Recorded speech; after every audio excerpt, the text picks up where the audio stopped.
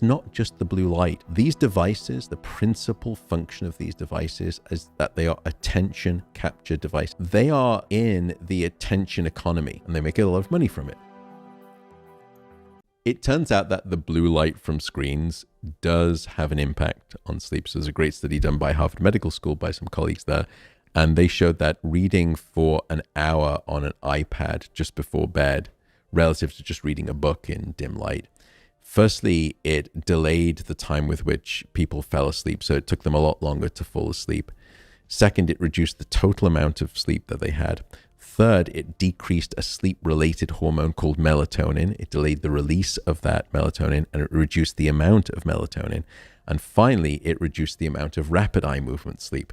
So it had significantly. The melatonin point, how significantly? So it delayed the release by about somewhere between 90 minutes to 2 hours across the individuals. So in other words, your brain wasn't. So what melatonin does? It's called the hormone of darkness, or the vampire hormone, just because because it makes you want to bite into people's necks, but because it signals to your brain that it's nighttime, that it's darkness.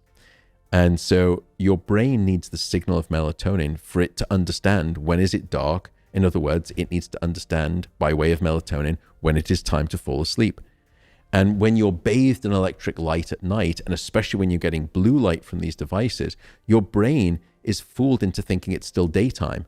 And when there is light emitting through your retina, coming into your brain, it signals to a part of your brain to hit the brakes on melatonin, and your brain will not release melatonin.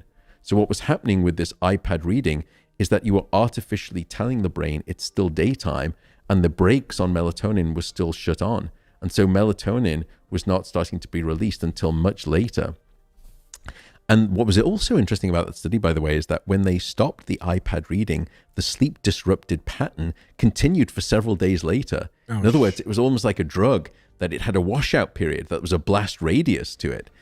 Now, there's been some great work by a wonderful sleep scientist in Australia, Michael Gradazar, and he has added to this story. And he said, it's not just the blue light. These devices, the principal function of these devices is that they are attention capture devices. Just like you said, I'm just going to have a wee little TikTok before bed. They are in the attention economy, and all they care about is capturing your attention for a currency, and they make a lot of money from it. What that attention does is that it stimulates your brain. And when your brain is stimulated, it's very difficult for you to fall asleep. And it creates what we call sleep procrastination, where you're lying in bed and you could be perfectly sleepy and you could fall asleep right now. But then you sort of check social media and you think, oh, I'll just shoot that last email. Oh, and then I'll order that last thing on sort of, Amazon. And then you get a text back from your friend and you start texting them. And then you look up and it's now an hour later and you're an hour deficient on sleep. So it's the activation of your cerebral cortex by these devices that is perhaps the more harmful aspect of them regarding your sleep.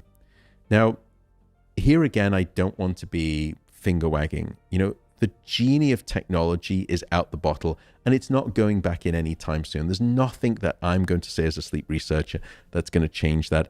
I don't take my phone into my bedroom. I put my phone out in the kitchen and I don't see it until morning. But lots of people do, and fair enough. But there's another rule that I've stolen from another friend called Michael Grandner, who's here in America at the University of Tucson in Arizona. He has this great rule regarding technology, and it's the following, that if you really must take your phone into your bedroom, you can only use it standing up. And what you'll find is that after about 6 or 7 minutes standing up, you think, I'm just gonna sit down on the bed. And at that point, as soon as your backside hits the bed, you're done. You've got to put the phone away. I think it's a great rule of thumb if you need to take technology in the bedroom.